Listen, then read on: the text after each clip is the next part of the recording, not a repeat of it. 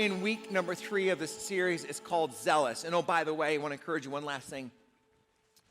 I want to encourage you, if you, these are our daily devotionals. They're 5-day-a-week devotionals, and you can grab a copy of this on the way out after service. It helps you get in the Word on a regular basis here, Mike, on a daily basis. So the title of this 4-week series is called Zealous. And we've been talking about this guy named Elijah and all the incredible things that God did in his life. And God used him. Miraculous things happened in this guy's life. God used him in super, super powerful ways. In particular, the previous chapter, chapter 18, that we're not going to read, Caleb talked about that last week. Elijah comes face to face with this king and a queen, King Ahab and his queen. Her name is Jezebel, and they were the king and queen of Israel. And they were not followers of God, of Yahweh. They were following these false idols. And they were not only following, but they were funding the worship of these false idols. And it was leading their country astray. And this guy named Elijah, he was a prophet. And a prophet is just simply a spokesperson for God. God would speak to them, and God would speak through them to his people. So that's what it means to be a prophet. You're a voice piece, a spokesperson for God. And so we find that Elijah would speak for God, on behalf of God, to his people, and to help direct them back to the worship of God.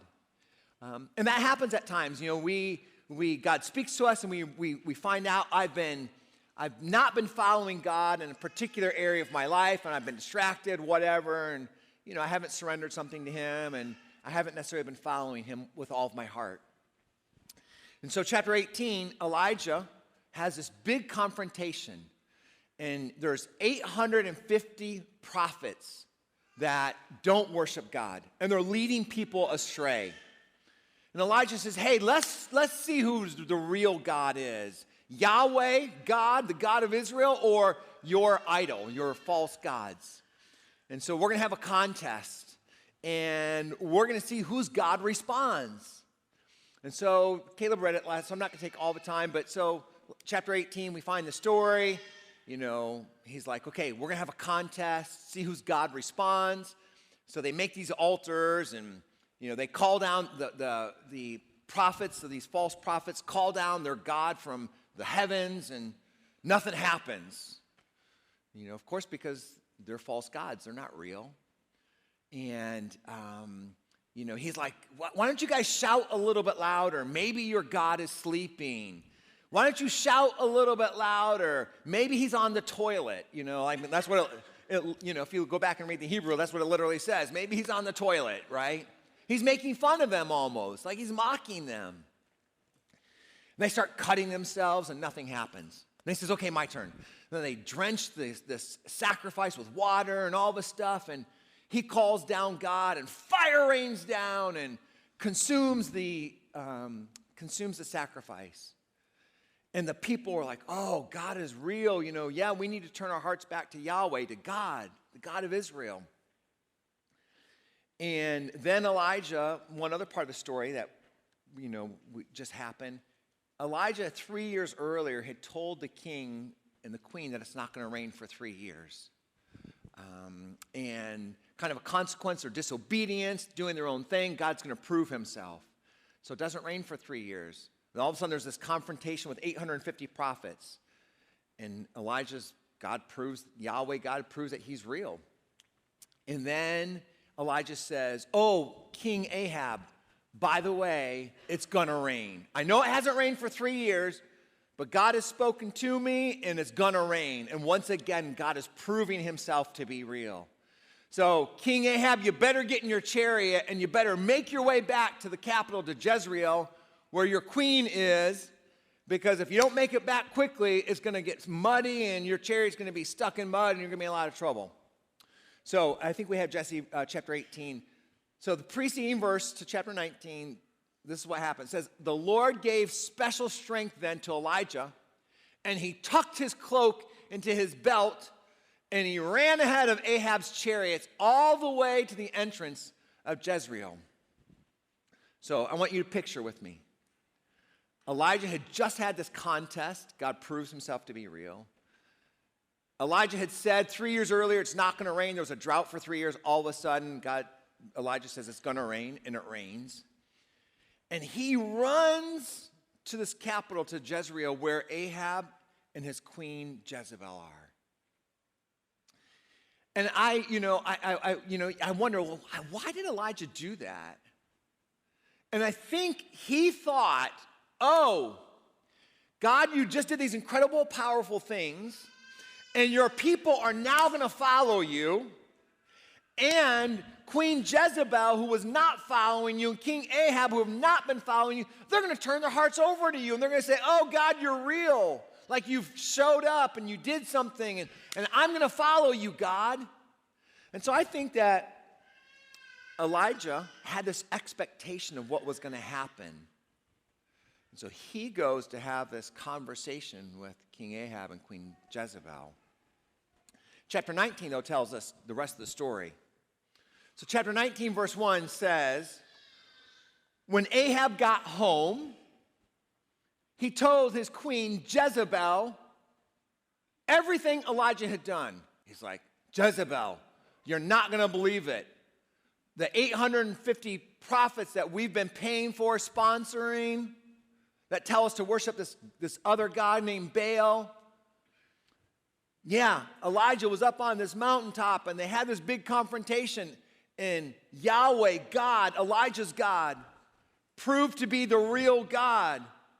And then Jezebel, Elijah said 3 years ago it's not going to rain. Well, he prayed, and God told him, and he told me it's going to rain. And guess what, Jezebel? It's raining. Isn't this crazy? He's telling her all these things. And it says, so Jezebel, when she heard this, says that she sent this message to Elijah. She said, oh, Elijah, I'm going to follow God. I'm going to follow Yahweh now. He's the one that's true and the one that's right and the one that's pure and holy. I'm going to follow him. I've been wrong. That's what she said. No, she actually said, Elijah, may the gods strike me and even kill me if by this time tomorrow I have not killed you just as you've killed all of my prophets. Jezebel did not respond at all like Elijah thought she was going to respond. Have you ever been in a situation like that where God speaks to you, does something in your life? There's a miracle that happens in your life, something powerful, and then you share it with other people, and they're like, oh, yeah, you're a joker. I don't believe you. I don't believe any of this stuff. And you're like, what? God just did this incredible thing. And they're like, yeah, I don't believe any of it. You're an idiot. That's basically what Jezebel was like. All of a sudden, he faced all these prophets, and God revealed himself. And Jezebel responds not by her heart being softening. Her heart gets even harder. She says, well, I'm going to kill you, Elijah. Verse 3, Elijah was afraid, and he fled for his life.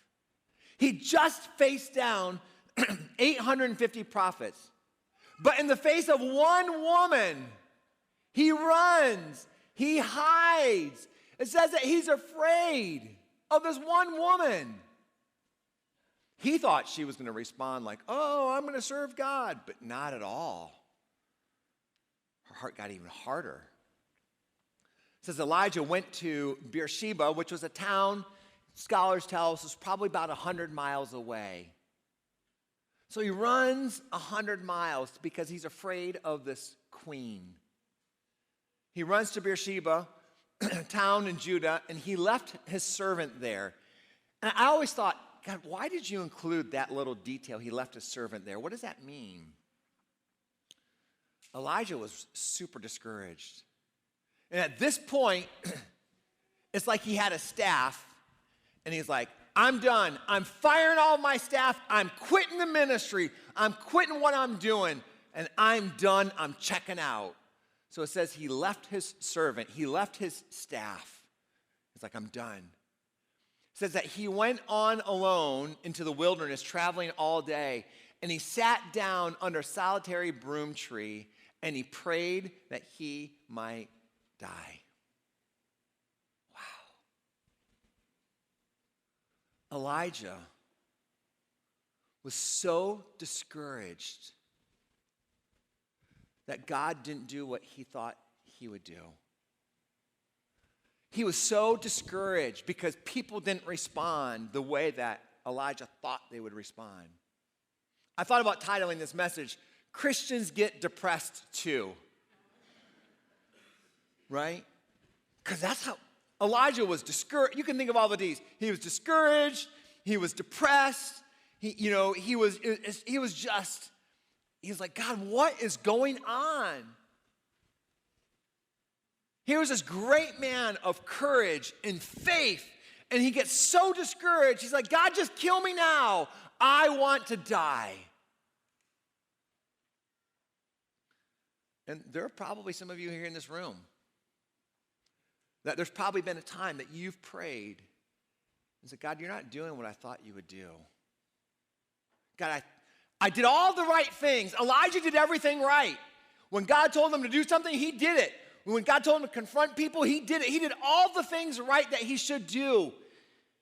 And God did not do what he thought he was going to do, and people didn't do what he thought they would do. He was like, I just want to die. And some of you are like that. Some of you, you're like, man, I prayed the right prayer. I followed you, God. I did what I thought you wanted me to do, and my marriage still fell apart. God, I did what I thought you wanted me to do at work, and I still got fired.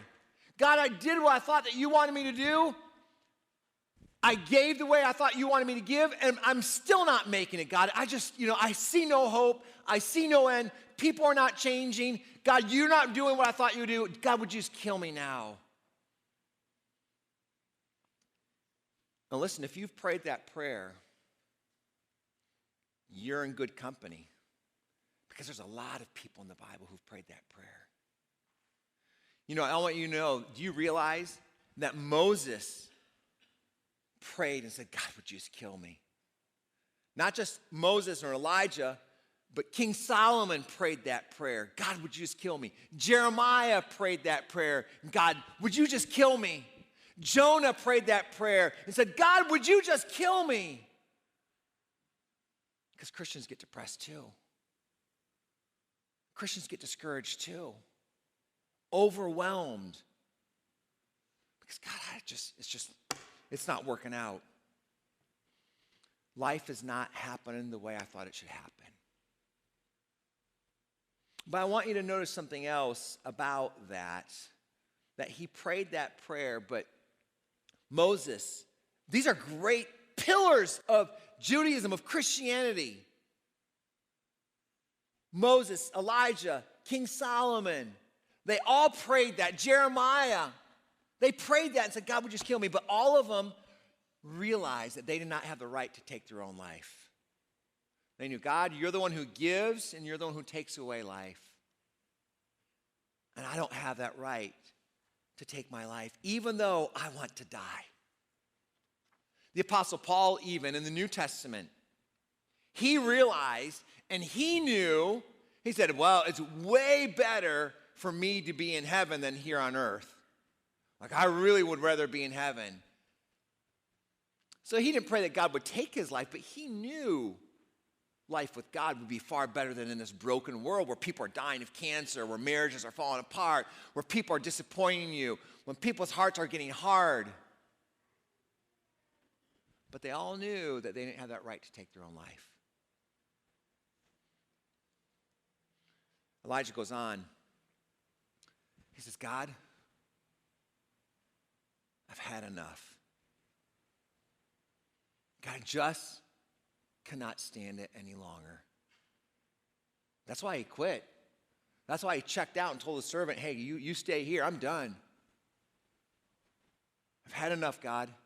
Take my life, for I am no better than my ancestors who have already died.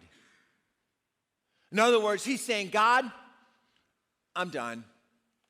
I'm just as much as a failure. Yeah, sure, God, I prayed and, defeated 850 prophets and didn't reign for 3 years. And yeah, sure, God, but I'm a failure. I mean, look at my life. Look, I've tried to speak your word and witness about you, and I get this disaster.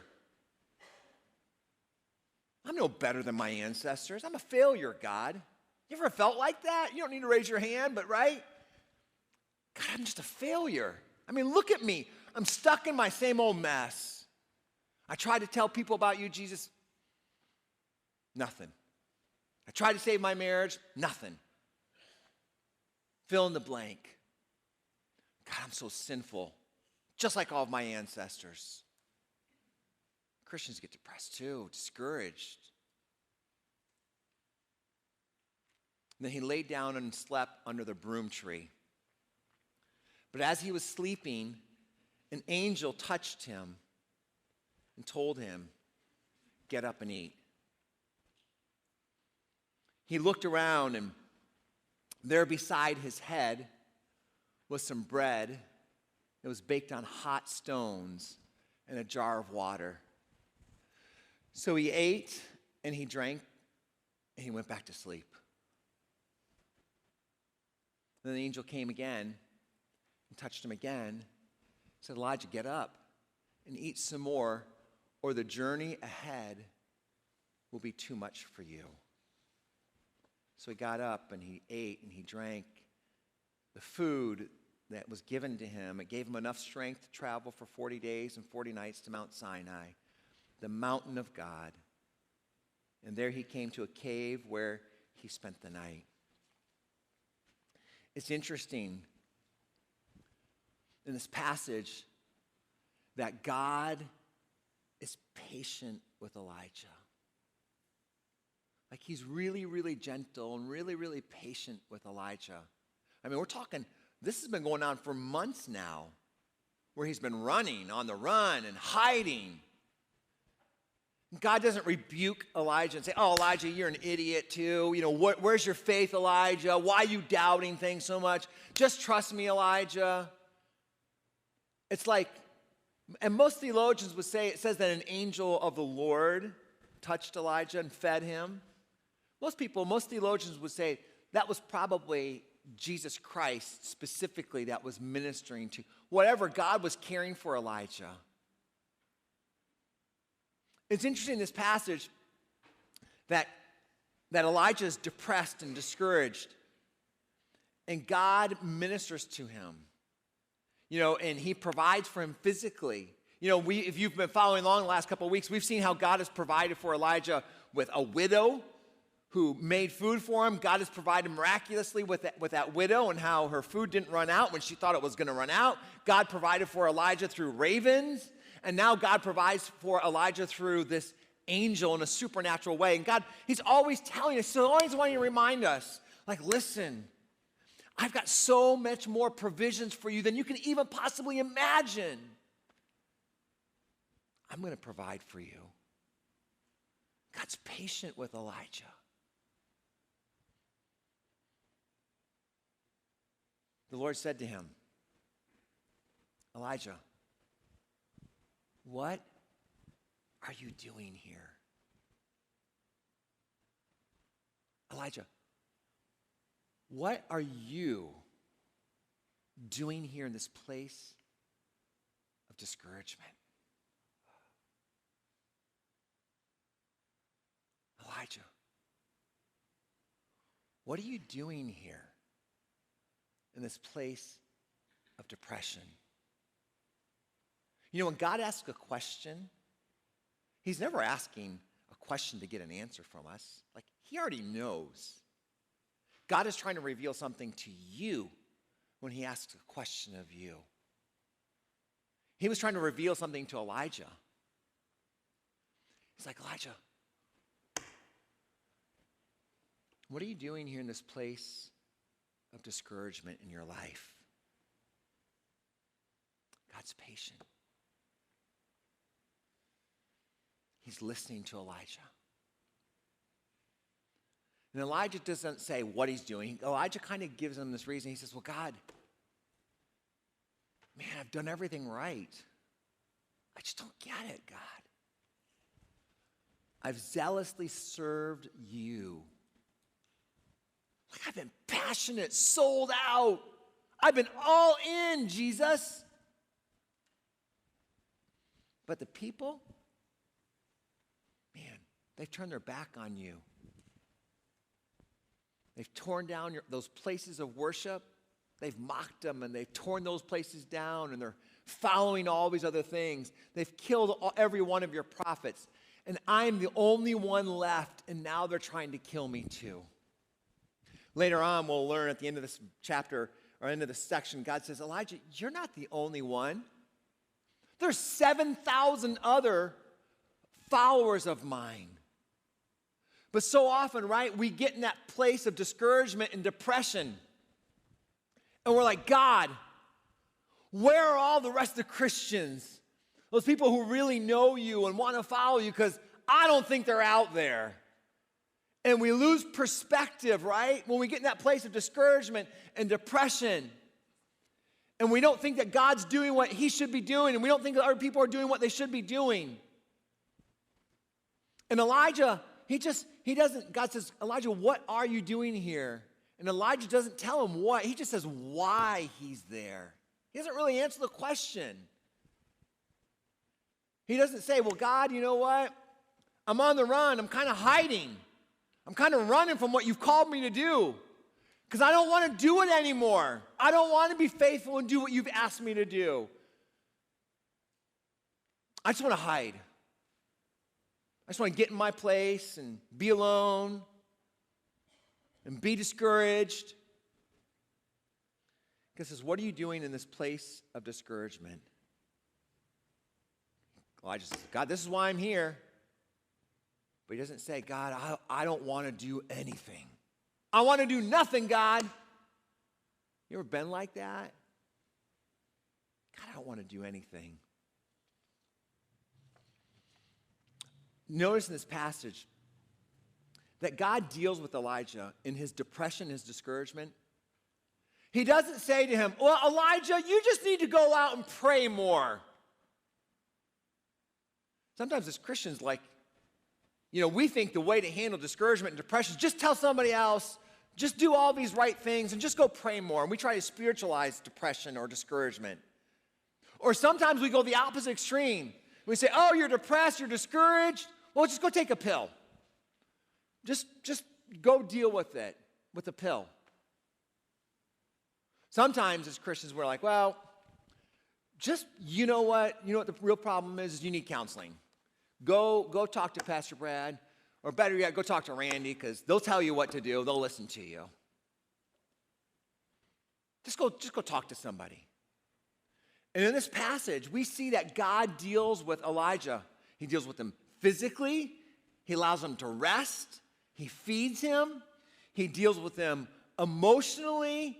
He listens to Elijah as Elijah pours out his heart and he talks to God. He deals with him spiritually. He's going to give him some direction here at the end of this chapter. Like God deals with us on each one of these levels. When we go through those seasons, those moments when we're feeling just beaten up.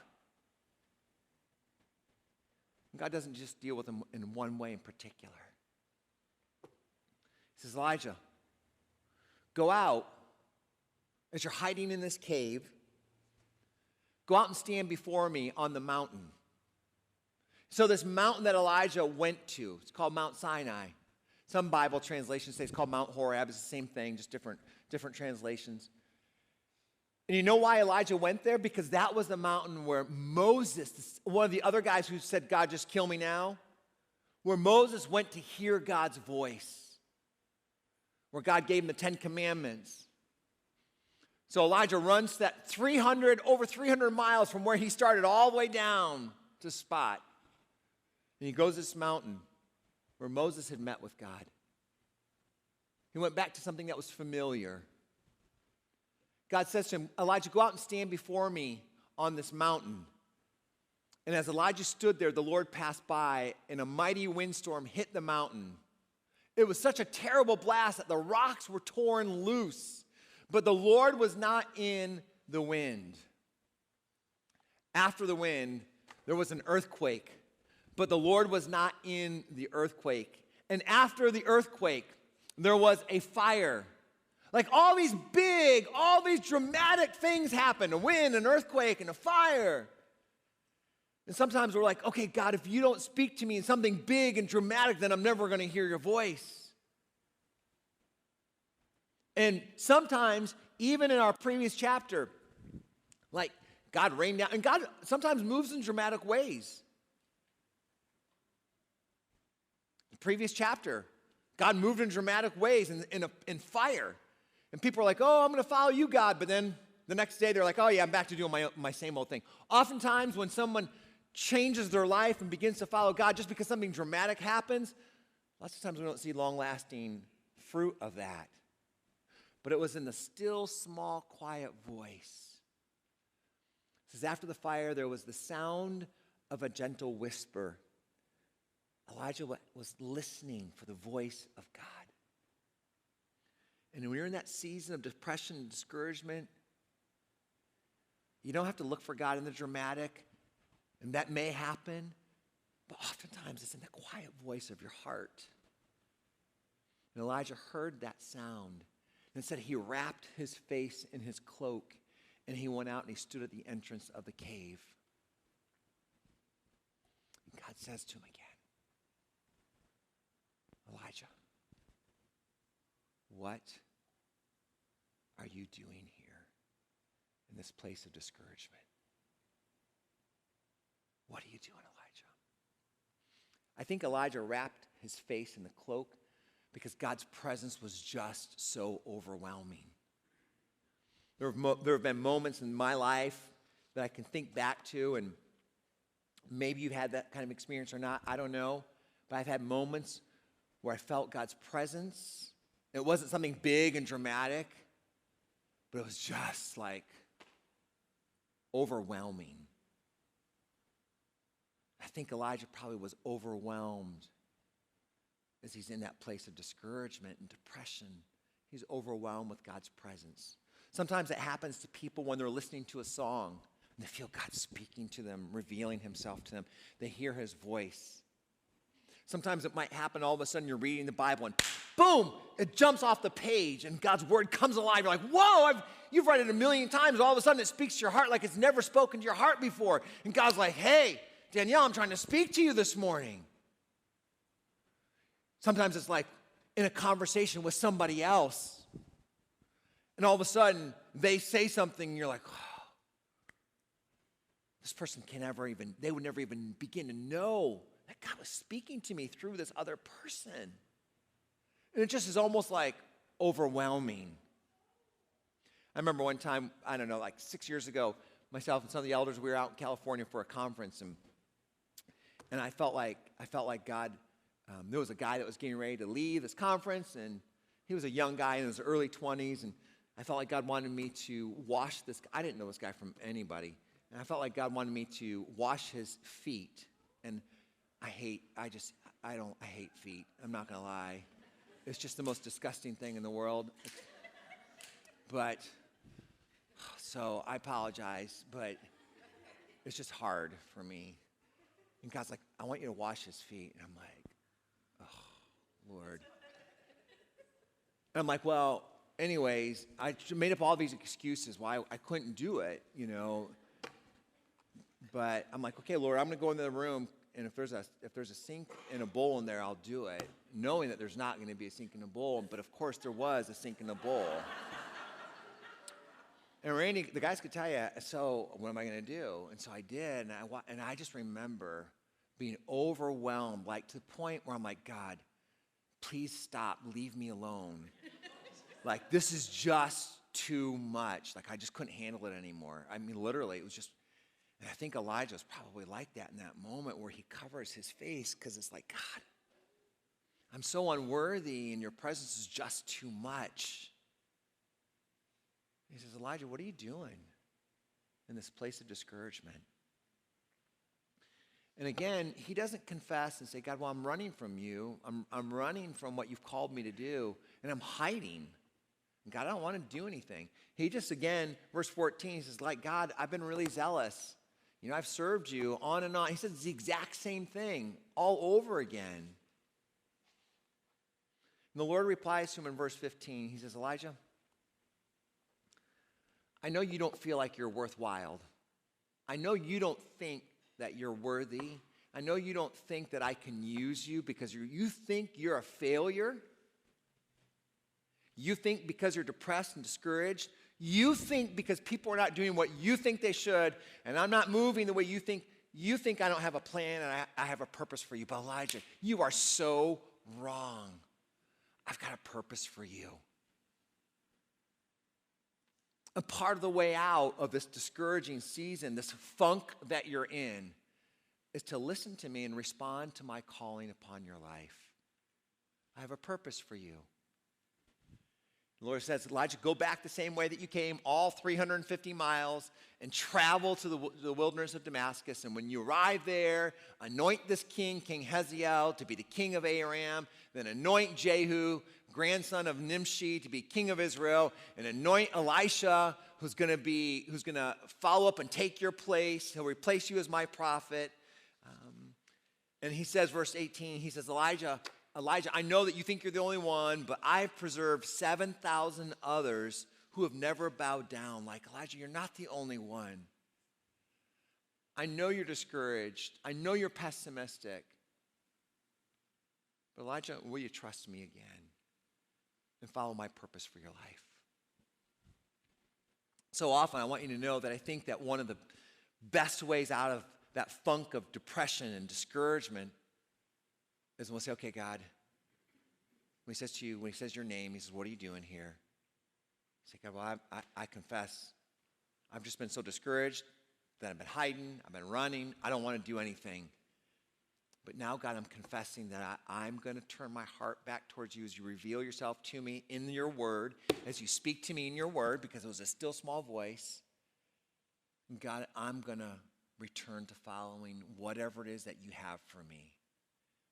And I think oftentimes when we respond to God in that way, that's when we see God moving and we see ourselves getting out of that funk and that depressing, that discouraging time in our life. I've already said all these things, but just for some of you who like to write these things down, on the back of your thing there, your North Point Weekly, there's fill-ins, right? And what did we see here? All these P words that I just wrote out, right? We see God's patience with Elijah, right? In verses 1 through 9. Again, God doesn't chide or rebuke or chastise Elijah. He listens to him. This has been going on for months and months at least. And God's patient with us during those seasons of discouragement. I think we see God's provision, right? God meets the needs of Elijah's life. And I already told you these things. When he's depressed, discouraged, we see physical, emotional, and spiritual. That God cares for Elijah. He provides for Elijah. He meets the needs in his life during that season when he's discouraged. We see God's provision. We see God's presence. Again, God doesn't beat Elijah up, but he reveals himself. He speaks a gentle word to him. He speaks that gentle word to Elijah.